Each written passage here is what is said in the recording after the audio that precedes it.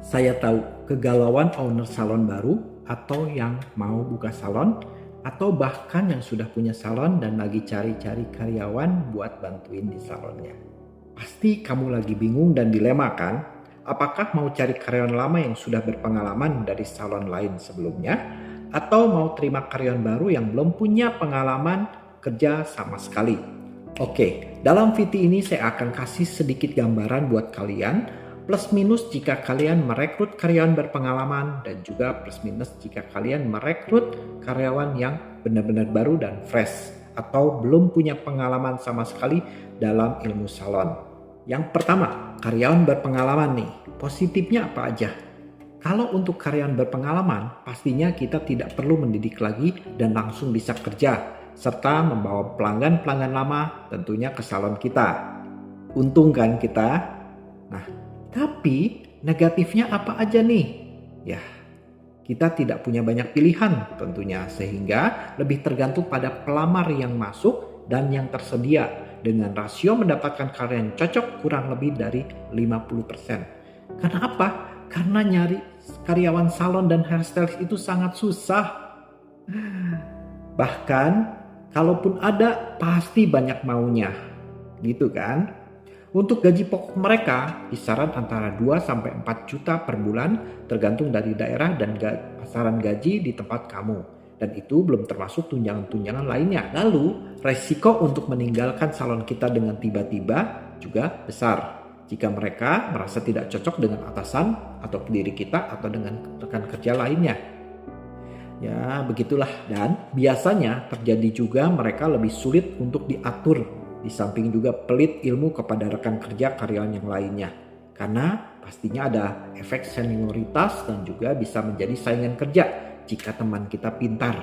Apalagi kalau misalnya kita sebagai owner lebih muda daripada mereka. Tapi saya bukan untuk menjustifikasi bahwa karyawan lama itu tidak baik ya. Ini hanya beberapa oknum saja.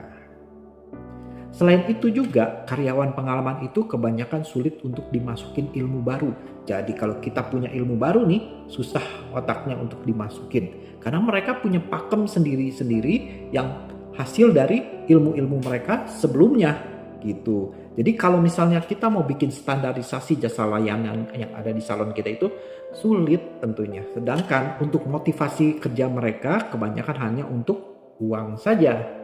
Belum lagi karena karyawan yang berpengalaman itu jumlahnya tidak banyak, maka pilihan kita kan sedikit. Maka bisa saja tempat tinggal mereka tuh jauh dari salon kita. Sehingga kita butuh biaya transportasi untuk tunjangan itu menjadi lebih besar. Atau bahkan kita harus menyediakan mes untuk tinggal mereka itu.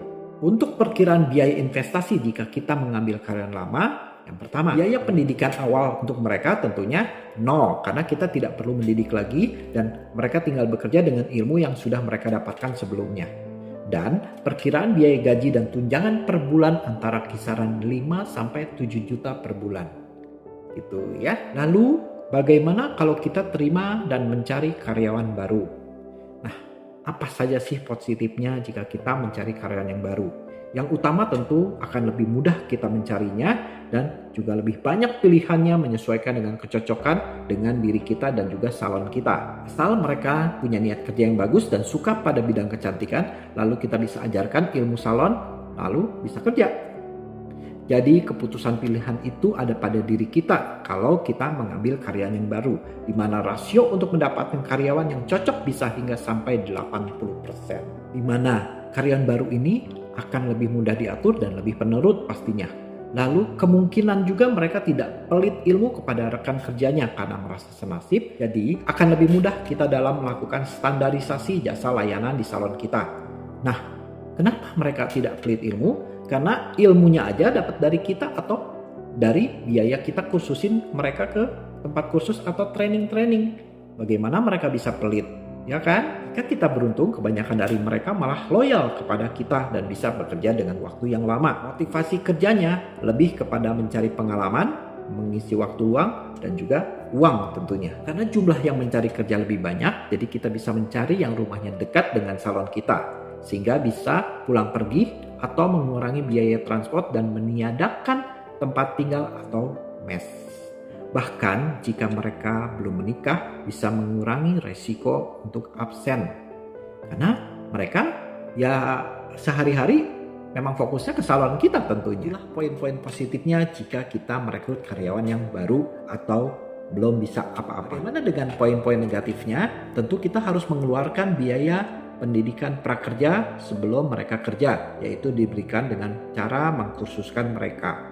Kisaran biayanya kurang lebih antara 3 sampai dengan 7 juta. Itu kualitas pekerjaan mereka harus tetap kita awasi dalam kurun waktu 1 sampai 3 bulan pertama setelah mereka menyelesaikan pendidikan.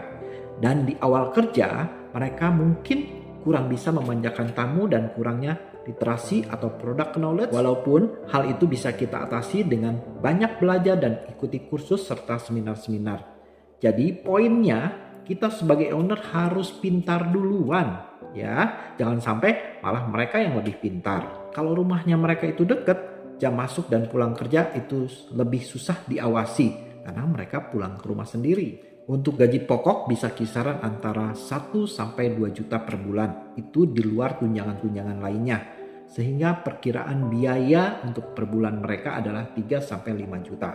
Itulah poin plus dan minus jika kita mengambil karyawan yang sudah punya pengalaman atau karyawan yang baru sama sekali dan belum punya pengalaman apa-apa. Semoga informasi dan ilmu ini bisa kamu jadikan sebagai bahan pertimbangan dalam memilih anggota tim kerja di salon kamu. Jadi pilih yang mana ya? Semua keputusan ada pada kalian. Saya Wempi Kurniawan, HR and Beauty Trainer.